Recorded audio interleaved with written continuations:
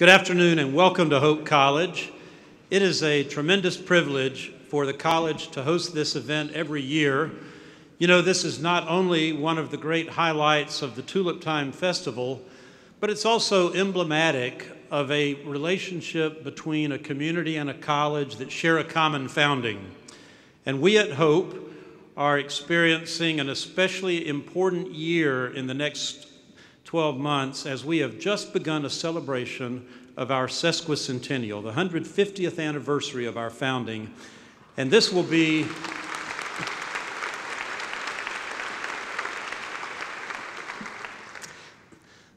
a year of celebration not only for the college, but for the community of Holland as well. And we are excited about the plans that we have to involve you in commemorating this wonderful relationship that we all enjoy between a college and a great town. It is my privilege to extend a special welcome on behalf of all of us to Governor Rick Snyder. It is an honor to have you with us, Governor, for a fifth time. We're grateful that you make time on your schedule every year to be a part of this occasion. And also, I just want to say how appreciative we are of our mayor, Kurt Dykstra. This is his fifth time to join us at this event as mayor of Holland, but it's also his last. And I know that you will join me in wishing him our very best as he moves on to assume the presidency of a college and to leave behind a community that will always be grateful for his service.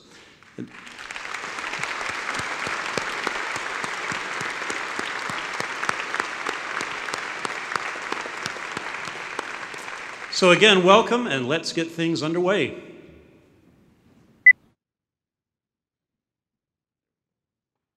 Thanks everyone for attending the luncheon for the 85th Annual Tulip Time Festival. Look forward to a great festival with you, and we will see you next year. Mayor Kurt Dykstra is up next to Governor Snyder, coming down the parade route. The mayor had a great video this morning at the luncheon, and people are already wondering how he can top it for next year.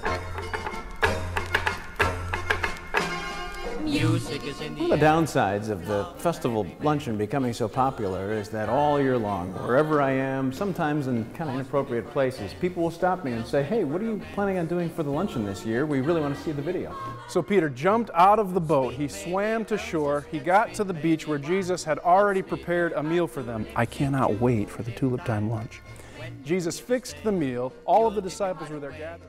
You have a little bit of success, people like what you do, and all of a sudden it takes on a life of its own. People think I work on this all year long. Well, they're actually right. I have a crack team of seasoned pros working hard and getting paid the long dollar for helping me out put the video together. Music is in the air, flowers are everywhere. Hey, you know, Kurt, I got an idea for that Tulip Time video. Okay. Well, I mean, you know, we got this power plant, and I think we just go off and start talking about, you know, the catalyst that's going to be there to reduce the nitrogen oxide emissions from the plant. But sweeter are tulips in tulip time. When you come here to stay, you'll give your heart away to tulip. You know, just when we thought the pressure couldn't get any greater for this year, then Governor Snyder, who of course has been at the luncheon every year since he's been governor, gave us a shout-out at the State of the State address. Pure Michigan has done a tremendous job promoting our great state. From our natural beauty to our timeless traditions, like Tulip Time in Holland, Pure Michigan is a special place. I've been to Tulip Time every year, and I can't wait to go back this year to see what creative things Mayor Dykstra does at the Governor's Luncheon.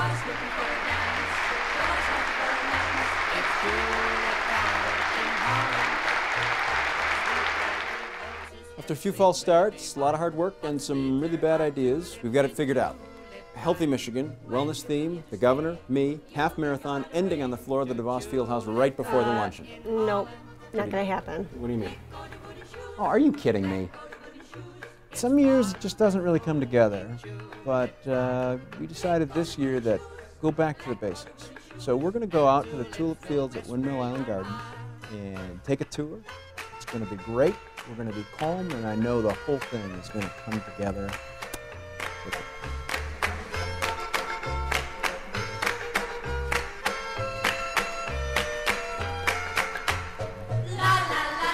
It's going to be a great year for Fantastic. tulips. That is great. Not This is- too early, not too late, just right. This is going to be so inspiring. Excuse me a minute, I got to take this call. Yes. Oh, hey, it's Gwen. How about that? Hey, Gwen, what do you know? Oh, well, good. I'm glad I got a hold of you because I've got some bad news. What are you talking about?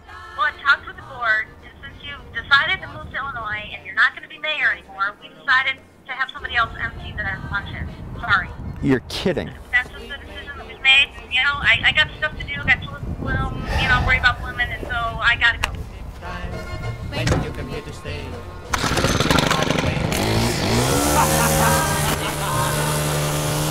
Let go the booty shoes, let go the booty shoes. It's wonderful in tulip time. Mess with my Let go the booty tulips. shoes, let go the booty shoes, and tulips will whisper your mind.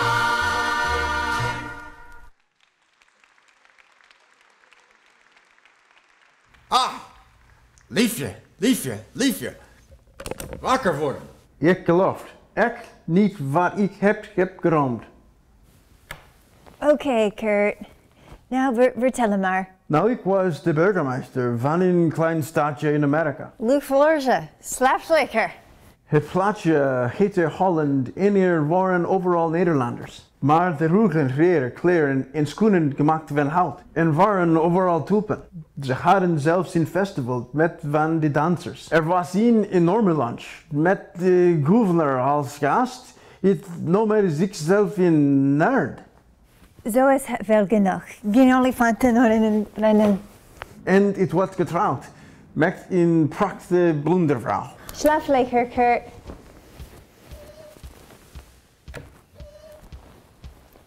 Wat bedoel je? Eindelijk prachtige blondvrouw. Ja, maar slapen, Lea. Weet je, jij zou ik van andere goedele hoedje moeten dragen.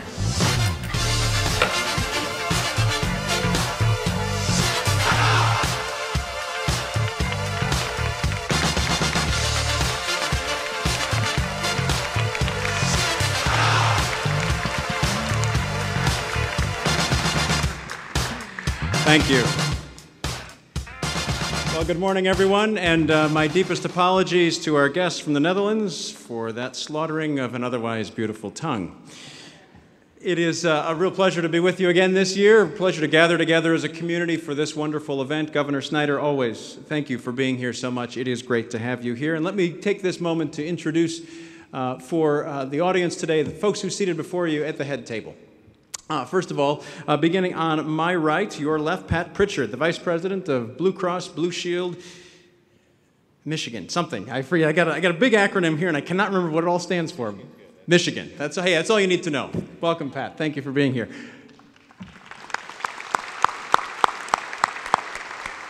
Of course, President John Knapp, President of Hope College, who you've already heard from today. John, it's always a pleasure to be on campus, and thank you for hosting us again.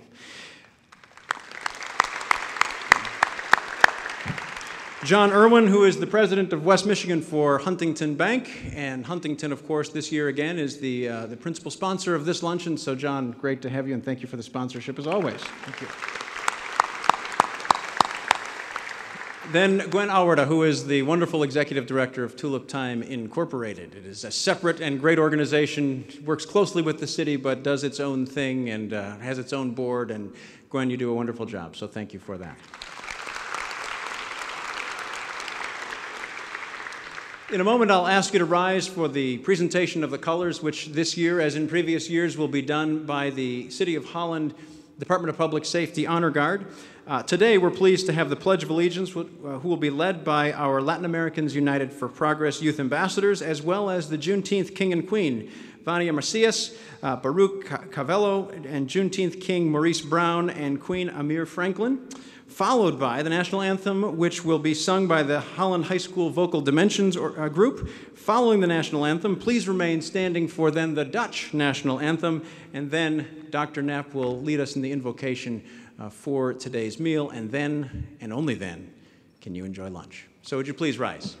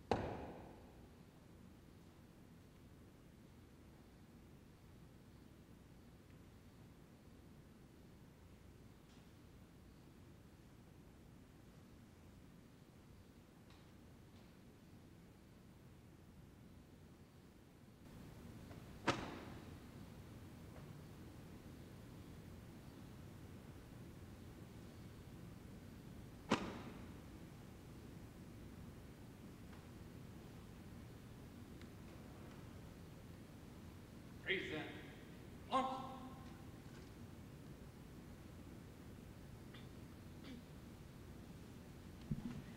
I pledge allegiance to the flag of the United States of America and to the republic for which it stands, one nation, under God, indivisible, with liberty and justice for all.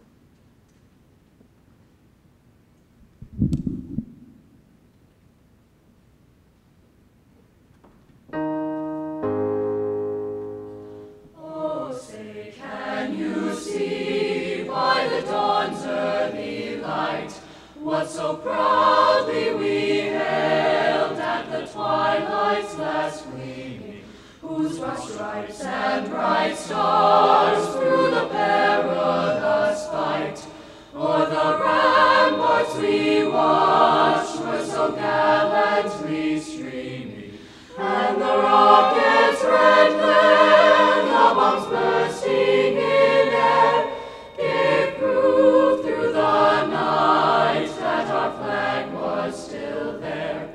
Oh, say does that star-spangled banner yet wave o'er the land of the free and the home of the brave?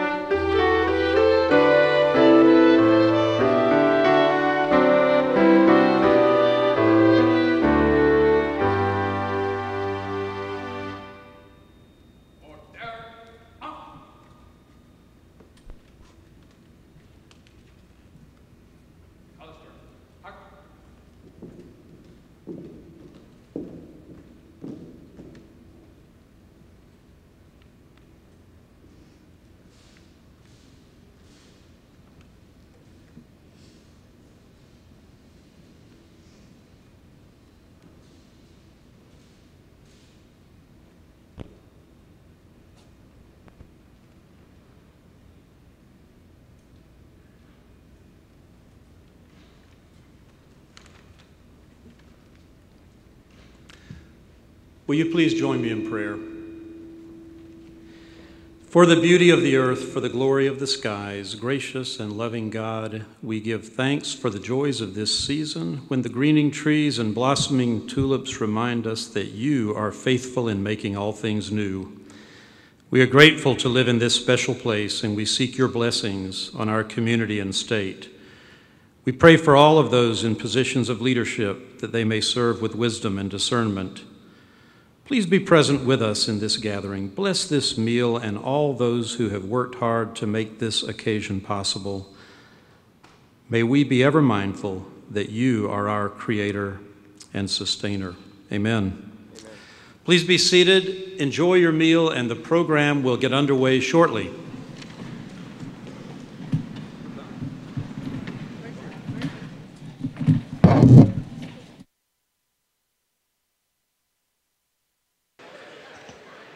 Well, that's hot.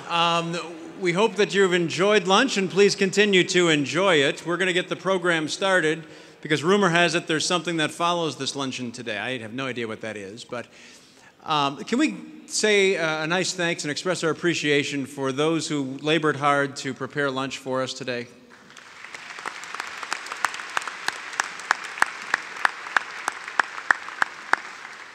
This year, as in previous years, we are very pleased to have with us guests from other places, I suppose is a way to say it. I'm not sure that's the best way to say it, but that's what came to mind. We are pleased to welcome some diplomats from foreign nations to our wonderful field house today. First of all, I'd like to, and when I say their name, if they'd rise and sort of greet with a wave the assembled masses, we would appreciate it. Klaas van der Tempel, Consul General from the Netherlands, based in Chicago. His wife Annika is here. Please,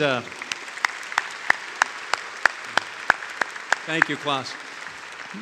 Please do express my deep and sincere apologies to Ambassador Bakink, Prime Minister Rutte, and the King and Queen for the butchering of the language a bit ago. The embassy sent us nice audio files of these wonderful Dutch phrases. And they would read them, and then they said, now we'll say it slower. Still too fast. Still very, very much too fast. Thank you for being here. We are also, from the Netherlands, are pleased to have, here we go, Honorary Consul based in Grand Rapids. Paul Hula is here. Paul, welcome. Thank you for being here. And out of the consulate, we are pleased to have Art van der Vorst, who is the Deputy Consul General, as well as Ms. Esther Brouwmeester, who is on special assignment to the United States for the upcoming royal visit in June. So welcome to you both. Also based in Detroit, we're pleased to have with us the Consul General of Japan, Dr. Kazuyuki Katayama, here. Dr. Katayama, welcome. Also, we're pleased to have Consul from Mexico, also based in Detroit, Mr. Juan Solano Morales here. Thank you for being here today. In addition to Governor Snyder, of course, we're pleased to have our Congressman Bill Huizenga in the audience with us today, and he'll be scrubbing as well. Thanks, Bill. We are pleased to have our Secretary of State, Ruth Johnson, here, and Ruth is all in. She's got her Dutch outfit on already. Excellent. Nice. Thank you, Ruth.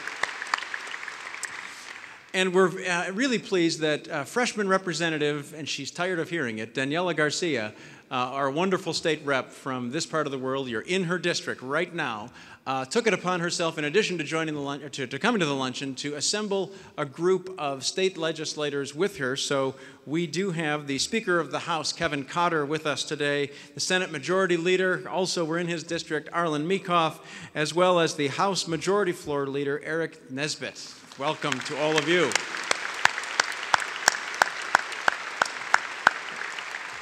We additionally have other state reps with us. I know I saw Senator Shootmaker, I see Representative Van der Heulen here, and I know there are others. So if we have other state reps who are with us today, would you please rise so we can see who you are and greet you as well? Representative Gamrat. Yes, wonderful. Oh, excellent. Representative Yonker, wonderful. Thank you all very much. And then we have local government folks here too. Of course, the Holland City Council is here, and I'd ask my colleagues on the council to rise if they would care to even be associated with me anymore.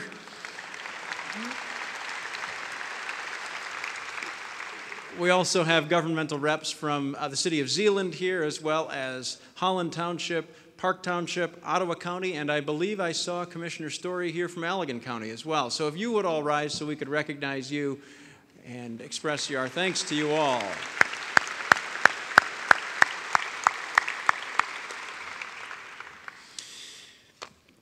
Well, this is my last, and oh, we got an earthquake. No, just kidding. I didn't quite tell the camera guy the opening line, but he's a smart fellow. And no, we're not talking about the vote results from yesterday, not that earthquake. I will tell you that I thought I had really gone to pretty extreme lengths to avoid having to walk in parades in wooden shoes.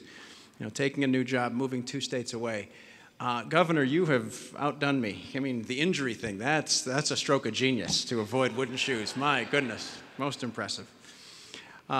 It gives me great pleasure at this time to introduce Gwen Awarda, who will introduce the Board of Directors of Tulip Time to us all, as well as to say special words of thanks to the many generous sponsors who make the festival possible. Gwen.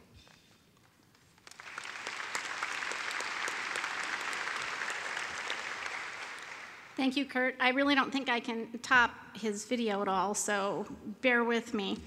I would like to welcome all of you to the 86th Tulip Time. We are so pleased that you're joining us along with all of our special guests today. And I think by the time we could get through the whole list, this whole room would be standing to be able to recognize you and the role that you play in the importance of Tulip Time.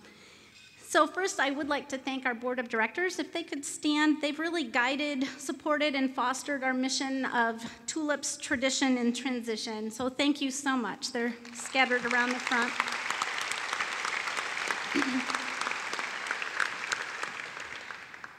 Our sponsors make it possible for us to accomplish our mission of inviting the world to join the dance. And if you were trying to get around town this weekend, it was a little gridlock down there. We had so many visitors here. It was a beautiful weekend in the kickoff, and it was really great. But today I would like to thank our luncheon sponsors, Huntington Bank, and supporting sponsors of Blue Cross, Barton Mallow, the new construction company of the new power plant, and the Holland Visitors Bureau. So if there's representatives from those 4 organizations, could you please stand so we could thank you?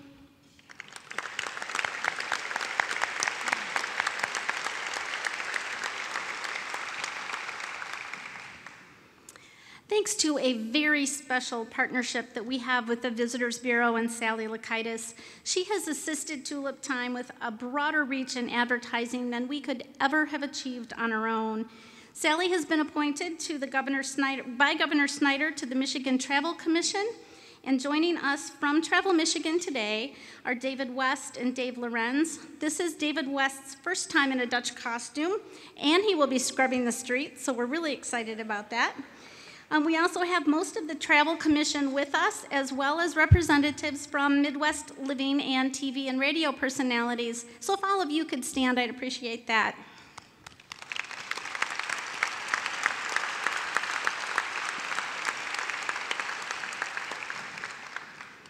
On behalf of the Board of Directors, I would like to recognize the Grand Marshals of this year's parade. Larry Copes, today's Gun Lake Casino Volks Parade. Larry has recently retired from Fifth Third Bank and has been a long-time supporter of the festival, both personally and through the bank. And we are pleased to honor him today for your commitment to community. Larry?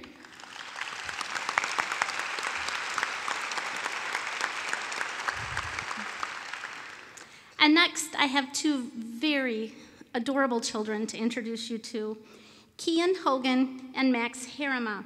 JCI Kinder Parade, Kids Helping Kids, Grand Marshals. These are 2 extraordinary 10-year-olds. Kian's journey started when she and her quadruplet sisters were born 13 weeks early. Kian leads a medically complex life that includes 24-hour nursing care. She beats the incredible odds stacked against her with a smile on her face, always. Her school classmate Max, at a very young age, realized that some financial support might ease the burden of the medical bills on her family, and he started a program called Cans for Kian. It was a campaign which raised over $16,000, and he's 10 years old. In addition to the campaign, Max did something undoubtedly more important. He became Kian's friend. Could they stand?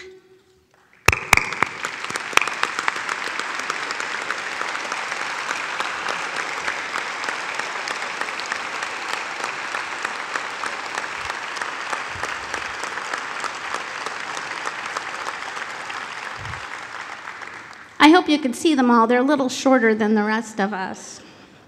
And Saturday's GMB Music Parade Grand Marshal is Jim Dreyer. He has set 18 world records and has partnered with Habitat for Humanity since 2012. He's completed incredible feats, including pulling a half-ton of bricks across Lake St. Clair and kayaking across the U.S. from Lake Michigan to the Gulf of Mexico. He recently announced the Mighty Mac swim across the Straits of Mackinac on Labor Day. Where's Jim at?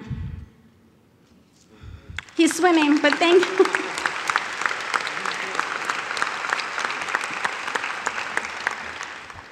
Each year, we introduce new elements to surprise and delight you.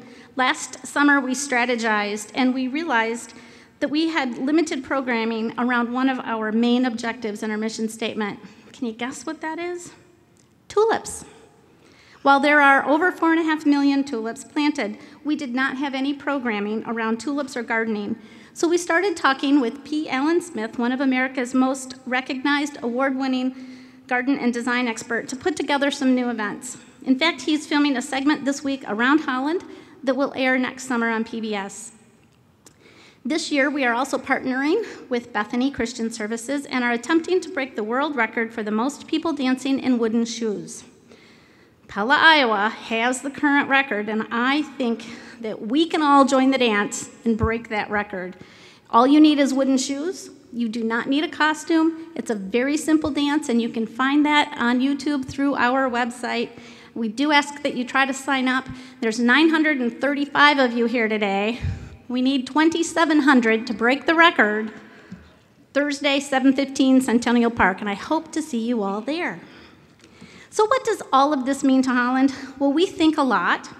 We know that our guests travel from all 50 states, as well as visitors from over 30 countries. Approximately 450,000 people converge on Holland over the 8 days of the festival, and the hotels are nearly full. This year, we are conducting an economic impact and demographic study through a grant from the Community Foundation of Holland and Zealand. This will give us updated information and help us with future programming decisions. And I look forward to sharing the results with you later this summer. And lastly, I would like to recognize Mayor Kurt Dykstra. He's the Holland's 40th mayor, and as you know, as we've talked about, he is leaving Holland to his newly appointed position as the president of Trinity College in Chicago. We thank you for your leadership the last 6 years and the funny videos that you've produced, and we want to wish Kurt, Leah, Juliana, and Emma a safe new world in Illinois, but know that they will always come back home. So if we could acknowledge them.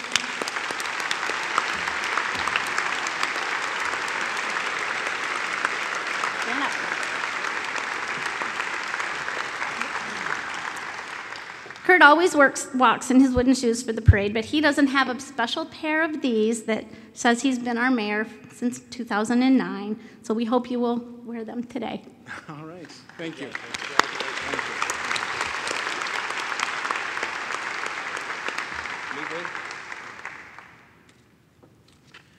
That was great, Gwen, thanks. And Dr. Knapp, Huntington Bank is going to be celebrating 150 years next year as well. Maybe we should do Tulip Day twice or something to celebrate together. The Tulip Festival clearly depicts the civic beauty that Lita Rogers had envisioned many years ago. But it goes further and encompasses now civic engagement, leadership, people working together to improve the lives of community members. By supporting over 80 community nonprofits, sustaining hundreds of jobs, promoting the arts and culture, especially among our youth. Tulip Time is a model for Governor Snyder's relentless positive action. Estimated to bring in $10 million to the overall impact to Holland and another $15 million in investments to Michigan area. As Gwen noted, 2015 will be the first year that we formally quantify Tulip Time's value to the region with this community endowment grant. The initiative attests, I believe, to the strategic thinking of the leadership of the Tulip Time group here and continue to show how this is a pure Michigan event. Huntington's also intensely dedicated to the communities with 350 colleagues working in this area and with our connection with the Pure Michigan Business Connect, where we committed to lend $2 billion to small business and commercial businesses.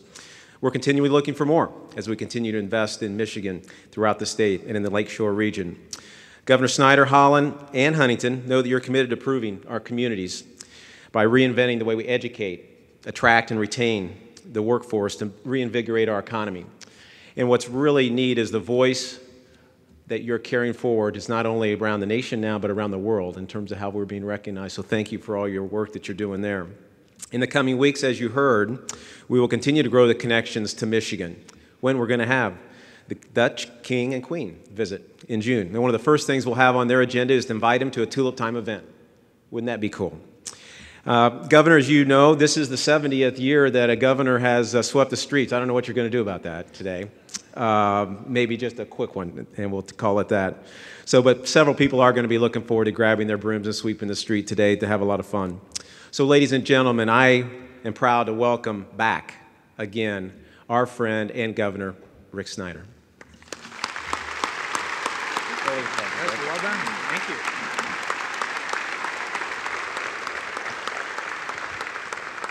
Well, thank you very much, and I appreciate that, and thanks to everyone for a great opportunity to join you again. This is a special event, and I apologize I won't be out sweeping the streets. I really wanted to, but with my Achilles, what I was told is wooden shoes are not on the physical therapy approved list. But it's always exciting to be back, and I want to recognize our consul generals. We always appreciate your presence to bring an international flavor to this from other countries. And with respect to the Netherlands, it's great to have our consul general here and also to have the visit of the King and Queen. That's truly a special honor. We're only one of 3 stops that they're making. To have them come to Michigan is something special, and you should be proud. And we'll have a great opportunity to show them Michigan, pure Michigan. I want to thank my partners in the legislature for being here. We work hard, and I appreciate the great support, and you're going to see them in costume today in many cases, and I'm looking forward to that. This particular year, we have a number of new members in costume. But it's a great group.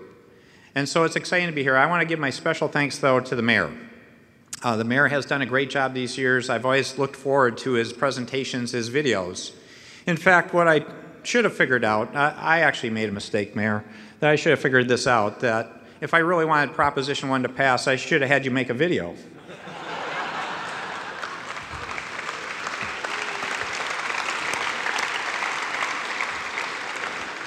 I blew it. I had a great opportunity, and I blew that one. I'm sure it would have been fabulous, too. The only part I know what it would have happened is on Central Avenue, I would have ended up in a 6-foot pothole up to here, probably, up to my eyes. But what happens when you have a situation like this, to be open on Proposal 1, is it's just relentless positive action. There's no one to blame. There's no one to fight with. We just pick ourselves up. And we put ourselves back together, and we create a partnership again. I'm looking forward to working with my partners in the House and the Senate to say, we saw democracy in action, and we're older and wiser, and we just go back to work. It's as straightforward as that, folks, because we work for you, and you go through these things.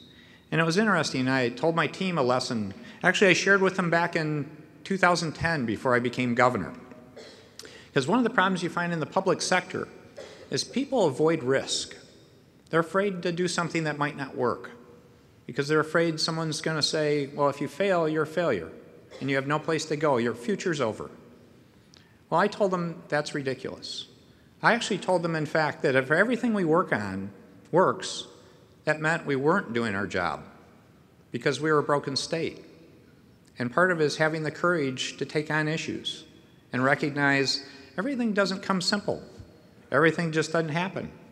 But if you have the courage and conviction to believe in important things, to do the right thing, it will happen. You just have to be relentless and pursue it in a positive way. So that's where RPA came from.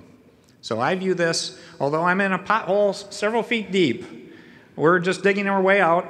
We're going to get back up, dust ourselves off, and get back to work to serve you, the people of the state of Michigan.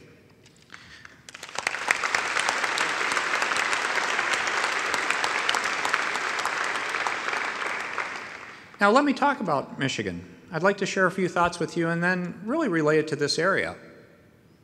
Michigan is the comeback state in many ways. Obviously, we've got potholes and transportation to deal with. But if you look at where we're at, we're a broken state. We were 50 out of 50 in so many different ways. The only state that lost population in the last decade. How have we done?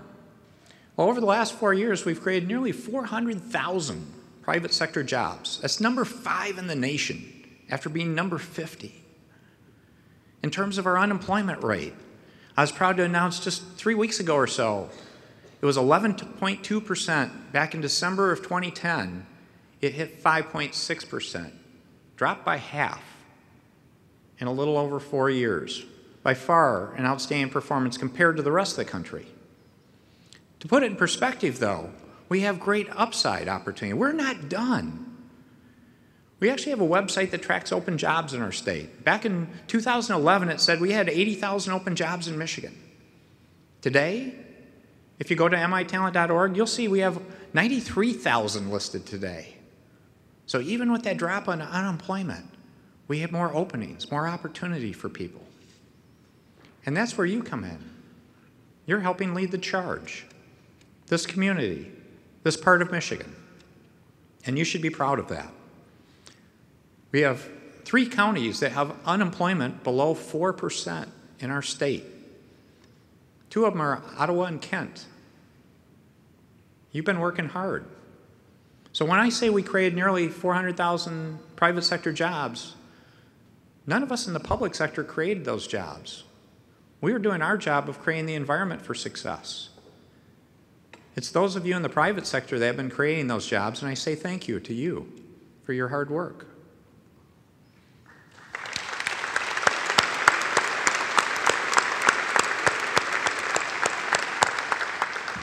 This morning, I was at a second company for 2 years in a row now, EBW Electronics. Fabulous success story, doing LED lighting, electronics, wonderful things. I was there last year, they had 150 people. I was there today, they had 200 people. Think about that. Adding 50 people in 1 year. The back of the building had been blown out, it had extended. They had great contractors that had expanded their building. That's the kind of success we're seeing. And that's what we should be proud of. But for all those good things, and there's a long list. Actually, I know you can't see this, but we actually keep a list. This is what we've gotten done in the last 4 years in this state. It's a list we should all be proud of. To be blunt, it's not good enough. We can do better. So while it's great to celebrate some success, we should recognize there's important work to be done still, in addition to transportation. And why do I say that? If you look at it, we still have people in need. We have people still looking for opportunities. We have people that are underemployed, that could have better positions if they were available. We have people that have been challenged for years in terms of being in the workforce, and we can find ways to help them. And then we got a lot of fabulous young people. We want to keep them right here. In fact, the nice part is we're starting to see a lot of those young people, and even older people, coming back home to Michigan. Remember that, Mayor. They're returning. But let's not stop.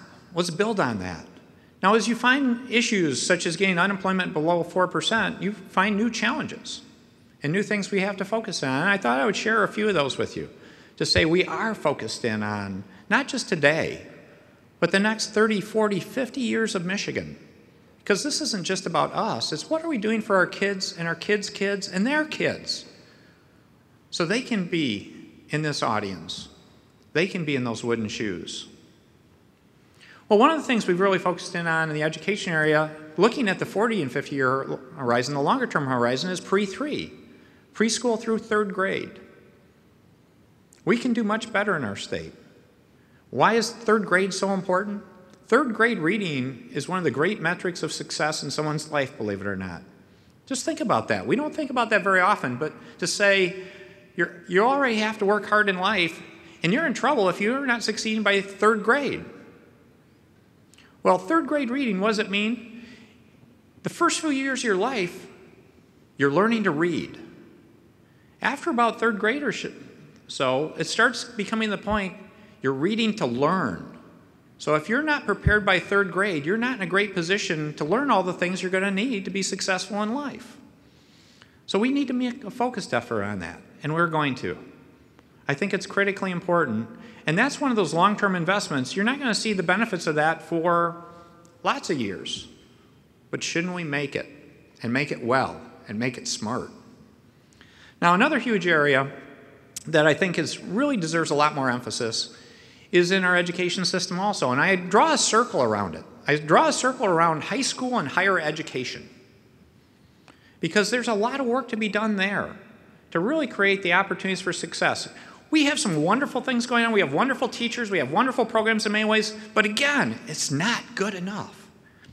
And let me try to put it in perspective for you. If you think about it, and we're doing so well in this area, if you talk to most any business person, they'll tell you their biggest question now is hiring people with the right skills and the right talent. Any business people out there would be ready to hire someone right away if they had the right skills? Raise your hand. I bet that's probably 80% plus of the business people in this audience. Raise their hand. We can do a much better job of making that connection happen. There are 2 or 3 pieces to it. First of all, we broke our system some years ago for career tech education and the skilled trades. We did something smart quite a few years ago, which was to recognize we're in a global economy and we were going to need more education than simply high school. That was a smart conclusion, to recognize we're in a global economy, we're competing with the rest of the world, we need better and smarter people in terms of resources, and we need to provide that. But where we messed up is we sort of got this track of telling everyone they should go get a university degree. Now, I've got one. I'm never going to discourage anyone from getting a university degree. But what we did when we did that is we sort of broke an equally honorable, equally important career track called career tech education. Now, some of you are my age profile. We used to call it VOED, folks, for those of you not up on career tech ed. But it's really training people to have the right skill sets to be successful in the workplace right away. And those positions are there. And when we talk about skilled trades, let's redefine the skilled trades. It's not just welder, plumber, electrician. Those are awesome careers. If you're in any one of those, not just in this area, any corner of Michigan, you can get a job in a day or two. Absolutely. But a skilled trade now applies to most positions out in the workforce. If you're in manufacturing today, if you're in EBW electronics, you're a skilled tradesperson. You're running a surface mount technology equipment, a couple $1 million piece of equipment. If you're in agriculture today, you're a skilled tradesperson. You don't run a $250,000 tractor, a $500,000 combine that drives by GPS by just hopping in and getting behind the wheel. That's a skilled trade. And we need to build that pipeline back. We need to reestablish the skilled trades in a broad sense and career tech education as an honorable, exciting career opportunity. And they're there. Auto technicians will make $80,000 a year. Truck drivers can make $60,000 to $80,000 a year.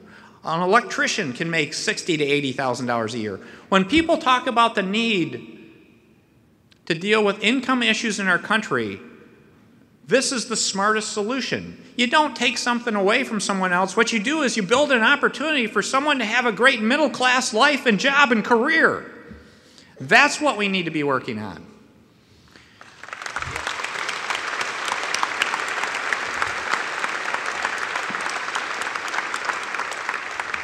Now, how do you do that? One of the things is we need to get parents and kids more engaged. A lot of us have old, broken ideas about the skilled trades. We're the ones sort of pushing our kids off to university. We're skipping over those great, well-paying jobs. The interesting part is if you do the math, you can find an electrician's pay is the same as an attorney in the state of Michigan. One got their education paid for through an apprenticeship. The other went to 7 years of school. We need to be smarter about things. One of the things we created several years ago that we don't emphasize enough yet because it's still growing and coming together the way I want, but we put a career investment calculator on mitalent.org. You got to go back a few pages, but you can actually look up different careers. It'll tell you the lifetime earnings, an estimate of education cost, and tell you the return on investment for a particular career. Isn't that kind of cool? It's something we should be using more. Again, you should never take a job or pick a career simply because of money, but shouldn't that be something you consider? Ultimately, what I'd like to see is have us have the ability to let people know if you go in this field, you got a 80, 100% chance of getting a job. If you go in this field, you got a 5% chance. Wouldn't that be helpful to people in career choices? Now, we need to work with parents and kids about getting them opportunities to learn about these businesses. That's why we need more companies. For the business people out there, we need you to open up your businesses and do more tours, be more proactive, internships, apprenticeships, job shadowing. All these things need to happen to help our parents and kids. The other part is actually when you get to these institutions, when you get to high school and college, and I know we have some great educators out there, so please don't take offense to this, but I'm going to ask a question that I've asked people before and see how you react. Remember back when you were going through high school and college, and you were going through that process of deciding what you were going to study and then what you were going to do. Remember how great that counseling was in high school and college? You get the normal reaction. I get a lot of smiles and laughs. Because for most of us, it was our parents or some role model we found, and typically the easy ones were if you're a doctor, you're going to be a doctor, lawyer, policeman, fireman, all those traditional things. We typically don't get a lot of help, and again, if there's some career counselors out there, bless you. I appreciate your work, but we need to give you better tools, and we need more of you to help give people better advice. Think about that. In the lifetime decisions you make, how many decisions would rank up there with deciding what educational program you're going to select or what career you're going to select? And then think of decisions of that magnitude, how little information do you have to really make an informed decision? Again, do a return on investment analysis. Know the likelihood of finding a job. Have an opportunity to visit that. Job shadow in that area. All these things are good things we could do to make a difference in people's lives. That's how we can do wonderful things. The other part that needs to go with it is we need the private sector to step up more. I want to challenge the private sector because you're excited. You really want to hire these people, but we have barriers that you're actually creating yourself. Let me give you the easiest illustration. Quite often when I talk to employers out there looking to hire people, and if I went around this room, I could find probably a dozen or so that say, yeah, we don't want to hire just one person for a particular job. We want to hire 5 people, or we want to hire 10 people. And then I'll ask, how many postings do you have up for that job? 1. They'll put up 1 posting to say we have 1 opening. If you do that and you have 5 openings, you're part of the problem. Because how do we know what your need is? If you don't come tell us you need 5 or 10 people, how can we go to a career tech center? How can we set up a program to say we need this many seats to train this many people? You've just sandbagged us. You've just created your own problem. You need to step up. And the funny one is I actually did this at the auto show, Detroit Auto Show, a couple of years ago. I had a group of auto dealers, so I actually did the same exercise. I said, how many of you just have 1 posting? They all put up their hands. So I went around the table and sort of called them out. I said, how many would each one of you hire? I got about a dozen auto dealers around the room. Halfway or so I quit because I was over 100 openings. For a job they'll pay $60,000 to $80,000 a year. So if you step back and look at this, this is a huge opportunity. And it involves parents and kids. It involves the very beginning of this process. It involves us working more collaboratively together with our school districts, our intermediate school districts, our community colleges, our universities, all the people that are educators, bringing them together. It involves the private sector coming to the table. And our role isn't to spend tons of money, but be that clearinghouse and coordinator, that place to bring you together and make that place of good, honest dialogue.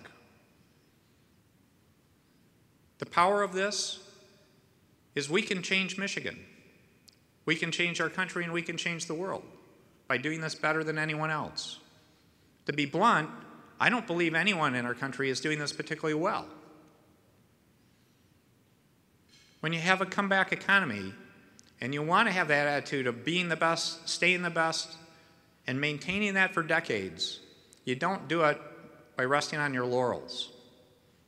You do it by having fire and passion to say, hey, great, let's celebrate for an hour or two, now let's roll up our sleeves and get to work again. These are the steps we need to take. Now, the other part I'll add is we can do this in a way to help people that haven't had opportunity.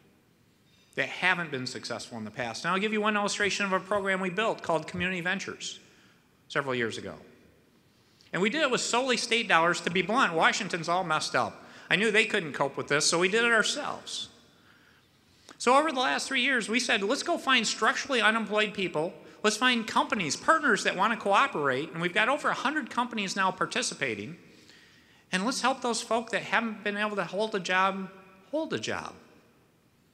How have we done? We've placed nearly 3,000 people. Our retention rate is nearly 70% after 1 year. And if you wonder, is that good? 70% is awesome in a program like that. Average pay, $11.50 an hour, well above minimum wage. They're now on the path to success. What we are doing is then we're taking traditional programs, the federal stuff, and putting it on top because, to be blunt, I want to give them upward mobility so they can go off to be an engineer someday at some company. If they have the capabilities, aptitude, and they're ready to go, but now they've learned how to hold a job, be successful at a job, and take off. That's good. So we're doing programs like that because, again, when you look at our role in government, how do we play? We need to restructure that. We need to get out of the mode of being a place that too often may help someone stay with a dependency on government. We need to relook at how we do things ourselves. And I talked about this in the State of the State. This is about moving and stop treating people like a series of cases that are in this program, that program, that program. That's the way we're structured in our federal level. That's not how you show someone the dignity of saying they need help and actually helping them. We need to move from programs to people again. We need to move from dealing with symptoms of programs to dealing what's the root cause and helping address the root cause issue.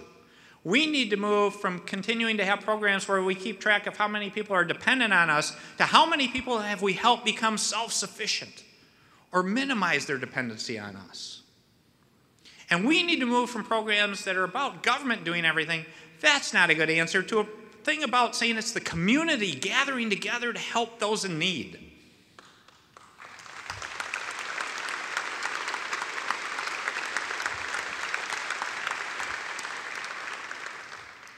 And we're doing it.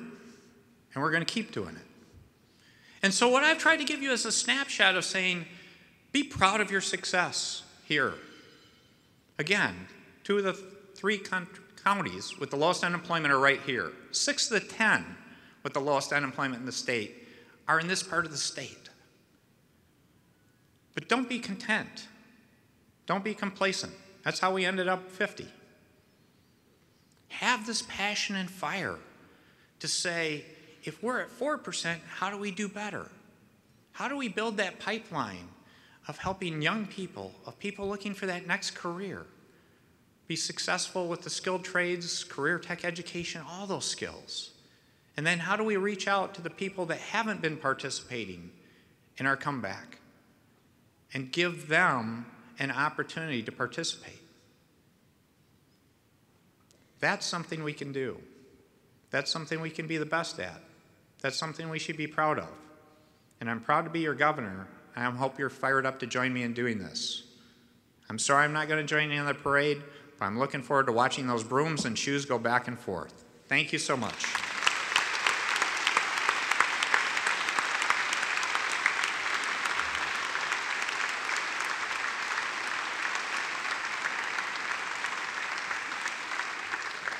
Thank you, Governor. Since you won't be dressed like us in a few times, I thought, you know what, I'll just get rid of this. I've got my blue shirt on, my blue blazer. I'll dress like you for right now. How about that? You're better looking. I'm better looking. Well, better, without my tie, I'm better looking. Yes, I look more like you. Thank you. John, we have some giveaways. First of all, on behalf of, given by the city as well as Tulip Time, the Artist of the Year, Carolyn Stitch, who is here somewhere close to the front. Carolyn, would you stand, please? There we go. Thank you, Carolyn.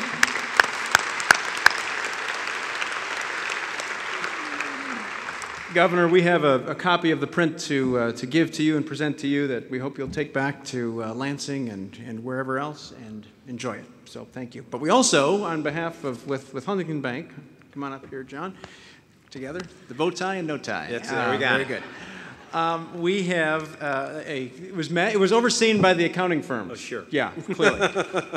You filled out a tag when you came in, and I am pleased to announce that Yanitza Escalera from Boar's Head is the winner of the drawing. So, Yanita, where are you? Oh, there she is, right back there. Fantastic. Congratulations. That's yours, right there. Thank you. Congratulations. Pat Pritchard, Vice President of West Michigan for Blue Cross Blue Shield Blue Care Network of Michigan. There it is. Has a wonderful announcement you're going to want to hear about. Pat, welcome. Thanks. I don't know about the announcement, but for some reason I always go last at these functions. Follow the governor, the mayor. It's pretty difficult, and I think I stand between you all and the parade, as well as if I want to mention first, yogurt that you're going to be able to grab on the way out of here somewhere before you go to the parade. But just, not only am I going last, I'm talking and representing healthcare. So please just stay in your seats for a minute. Obviously, some redundancy here, thanking the governor for being here. I will confess, this is, and no booze, but this is my first Tulip Time Luncheon. And I will say, for somebody who has, I can tell you, for someone, their first time, it's incredible. When I walked in the door here before noon, I guess it was, and see this arena and the tables, and then all the dignitaries and the star-studded event, it is very impressive. So I think you all owe yourself a round of applause for sure.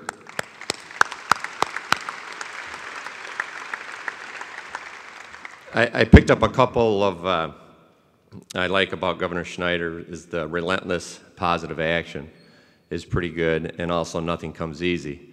For those of you who work in healthcare or healthcare policy, you certainly know that nothing comes easy at all.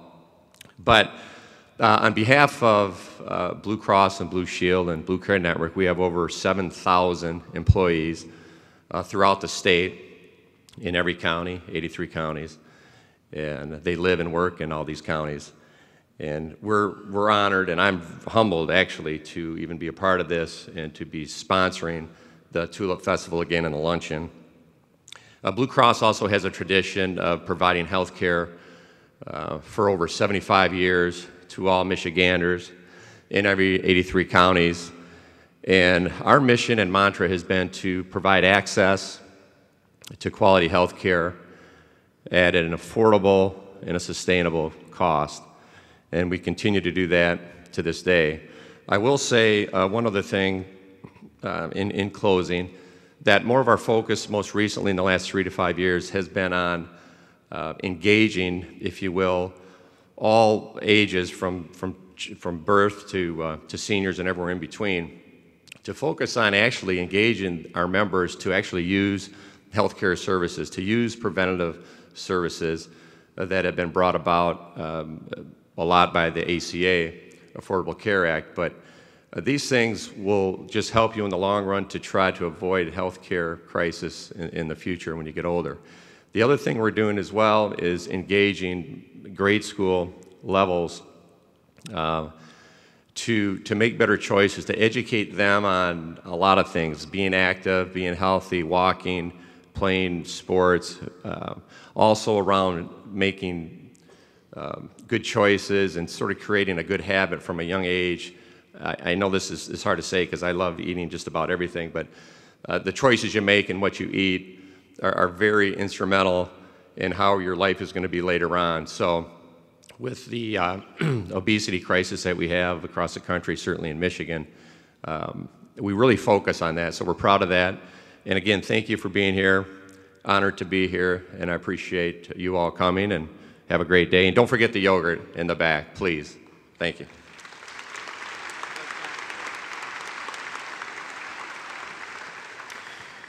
Well, friends, that's about it. Governor, again, we want to sincerely thank you for coming again this year like you've done every year. It makes the luncheon so much better to have you here. So thank you for being here as well as for your words for us today.